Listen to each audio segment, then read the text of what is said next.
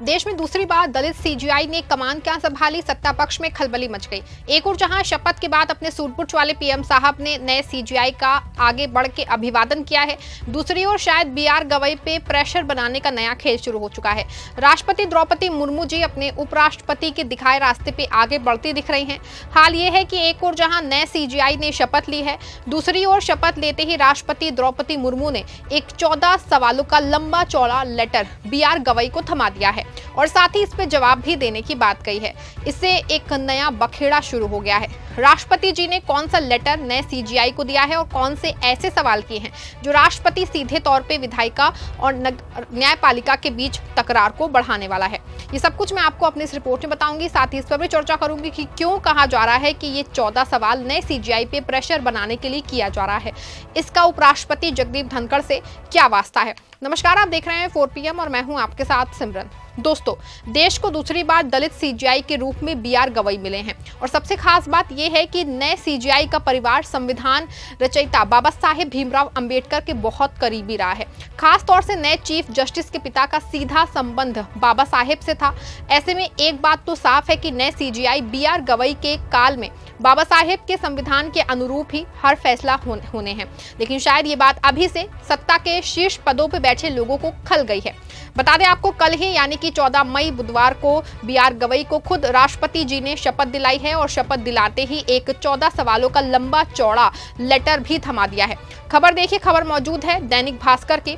खबर में लिखा है, गवर्नर राष्ट्रपति के लिए हेडलाइन बनाने पे मुर्मू के 14 सवाल। राष्ट्रपति ने पूछा, संविधान में व्यवस्था नहीं, सुप्रीम कोर्ट कैसे आदेश दे सकता है। देखा आपने, सुप्रीम कोर्ट का सवाल दागे जा रहे हैं, यानी कि नए चीफ जस्टिस से पूछा गया है कि कैसे सुप्रीम कोर्ट राष्ट्रपति और गवर्नर को डेडलाइन बनाने का निर्देश दे सकता है।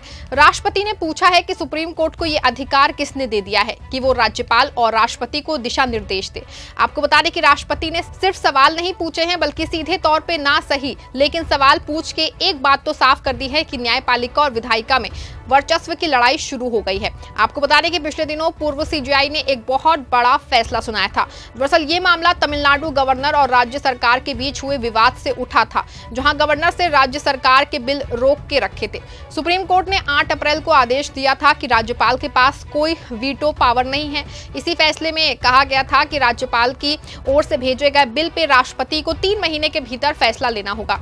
ये ऑर्डर जो है 11 अप्रैल को सामने आया था। आपको बता दें कि पूर्व सीजीआई संजीव खन्ना ने सुप्रीम कोर्ट में कहा था कि अनुच्छेद 201 कहता है कि जब विधानसभा किसी बिल को पास कर दे, उसे राज्यपाल के पास भेजा जाए और राज्यपाल उसे राष्ट्रपति के पास विचार के लिए भेज दे। इस स्थिति में राष्ट्रपति को बिल पे मंजूरी देनी होगी या नहीं, फिर बताना होगा कि मंजूरी नहीं दे रहे हैं। आपको बता दें कि संजीव खन्ना ने तमिलनाडु सरकार के पक्ष में ऐतिहासिक फैसला सुनाते हुए ये भी कहा था कि आर्टिकल 201 के तहत राष्ट्रपति का निर्णय ही न्यायिक समीक्षा की जा सकती है। अगर बिल में केंद्र सरकार के निर्णय को प्राथमिकता दी गई हो तो कोर्ट मनमानी या दुर्भावना के आधार पर बिल की समीक्षा करेगा। संजीव खन्ना ने अपने फैसले में यह भी कहा था कि अगर किसी बिल की राज्य की कैबिनेट की ओर से प्राथमिकता दी गई हो और राज्यपाल ने विधेयक को मंत्रिपरिषद की सहायता और सलाह के विपरीत जाके फैसला किया हो तो कोर्ट के पास बिल की कानूनी रूप से जांच करने का अधिकार होगा। संजीव खन्ना ने अपने फैसले में कहा था कि जब कोई समय सीमा तय हो तो वाजिब टाइम लाइन के भीतर फैसला करना चाहिए। राष्ट्रपति को बिल मिलने के 3 महीने के भीतर फैसला लेना अनिवार्य होगा। यदि देरी होती है तो देरी के कारण बताने होंगे। किसी बिल को राज्य विधानसभा के संशोधन या पुनर्विचार के लिए वापस भेजते हैं और विधानसभा उसे फिर से पास करती है तो राष्ट्रपति को उस बिल पे फाइनल डिसीजन लेना होगा और बार बार बिल को लौटाने की प्रक्रिया रोकनी होगी। आपको बता दें कि संजीव खन्ना का यह ऐतिहासिक फैसला माना जाता है, क्योंकि बहुत बार ऐसा होता है कि अगर देश में राज्यों के समर्थन वाली सरकार ना हो तो राज्यपाल बार बार किसी भी बिल को रोक लेता है, फिर चाहे कैबिनेट का हो या फिर सदन का। दोनों बिल को राष्ट्रपति के विचार के नाम पे रोक के रखता है और इससे राज्य की सरकारों के फैसले पे अमल नहीं हो पाता है। बता दें कि इस तरह का गंदा खेल होता है जो जनता के प्रतिनिधियों की ओर से लिए गए फैसलों पर राज्यपाल और राष्ट्रपति द्वारा दबा रखा जाता है। इससे जहां एक और जनता के प्रतिनिधियों के फैसले पे एक तानाशाही जैसा रूप दिखाई देता है, तो वहीं राज्यपाल की मनमानी राज्यों के हितों को प्रभावित करती है। इसी सब के तहत संजीव खन्ना का फैसला बहुत ही ऐतिहासिक माना जाता है। उन्होंने बिल को ना रोके जाने के लिए एक बड़ी पहल की है, लेकिन इस फैसले के विरोध में अपने पीएम साहब की पार्टी के लोग उतर आए हैं। आपको बता दें कि संजीव खन्ना के फैसले के तुरंत बाद जगदीप धनखड़ ने पूरे मामले पे सवाल उठा दिए थे। जगदीप धनखड़ ने सुप्रीम कोर्ट के फैसले पे ये कह के विरोध किया था कि सुप्रीम कोर्ट कैसे राष्ट्रपति को आदेश दे सकता है। उपराष्ट्रपति जगदीप धनखड़ ने 17 अप्रैल को राज्यसभा इंटर्न के एक ग्रुप को संबोधित करते हुए कहा था, अदालतें राष्ट्रपति को आदेश नहीं दे सकती हैं। संविधान के अनुच्छेद 142 के तहत कोर्ट को मिला विशेष अधिकार लोकतांत्रिक शक्तियों के खिलाफ 24 घंटे उपलब्ध न्यूक्लियर मिसाइल बन गया है। जज सुपर पार्लियामेंट की तरह काम कर रहे हैं। हालांकि जगदीप धनखड़ के सवाल के बाद से मामला शांत हो गया था। इसके बाद ना सिर्फ तमिलनाडु सरकार के सारे बिल पास मान लिए गए थे, बल्कि जनता और उनके प्रतिनिधियों के फैसले पे मोहर लग गई थी। लेकिन ये बात शायद अंदर खाने में बीजेपी और मोदी सरकार को खाई जा रही थी। लेकिन अब जैसे ही नए सीजीआई बीआर गवई ने कमान संभाली तो इसको लेके सवाल फिर से शुरू हो गया। आपको बता दें कि जब अभी तक संजीव खन्ना सीजीआई थे तो राष्ट्रपति की ओर से इस पे सवाल नहीं किए गए, और अब जब नए सीजीआई ने जैसे ही कमान संभाली तो उनको इस फैसले पे 14 सूत्रीय एक लेटर थमा के जवाब मांगा जा रहा है। राष्ट्रपति ने नए सीजीआई से सवाल पूछा है कि जब राष्ट्रपति के सामने कोई बिल आता है तो उसके पास कौन कौन से संवैधानिक विकल्प होते हैं? क्या राज्यपाल फैसला लेते समय मंत्रिपरिषद की सलाह से बंधे हैं?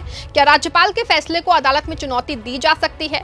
क्या आर्टिकल 361 राज्यपाल के फैसले पर न्यायिक समीक्षा को पूरी तरह रोक सकता है? अगर संविधान में राज्यपाल के लिए कोई समय सीमा तय नहीं है तो क्या अदालत कोई समय सीमा तय कर सकती है? क्या राष्ट्रपति के फैसले को भी अदालत में चुनौती दी जा सकती है? क्या राष्ट्रपति के फैसलों पर भी अदालत समय सीमा तय कर सकती है? क्या राष्ट्रपति को सुप्रीम कोर्ट से राय लेना अनिवार्य है? आपने देखा राष्ट्रपति जी के सवाल जो साफ तौर पे ये जाहिर कर रहे हैं कि सुप्रीम कोर्ट को इस बात का अधिकार बिल्कुल नहीं है कि वो इस मामले में हस्तक्षेप करे। अब इस पे नए सीजीआई को जवाब देना है। माना जा रहा है कि नए सीजीआई पे एक प्रेशर बनाना है। अगर राष्ट्रपति या फिर मोदी सरकार संजीव खन्ना के फैसले से नहीं सहमत थी तो उसे उसी समय संजीव खन्ना को इससे सवाल करना चाहिए था और इस मामले को खत्म कर देना चाहिए था, लेकिन इस मामले को पाले रखा गया है। और जैसे ही नए सीजीआई बीआर गवई ने कमान संभाल के उनको लेटर थमा दिया है तो ऐसे माना जा रहा है कि ये नए सीजीआई पे प्रेशर बनाने जैसा ही है।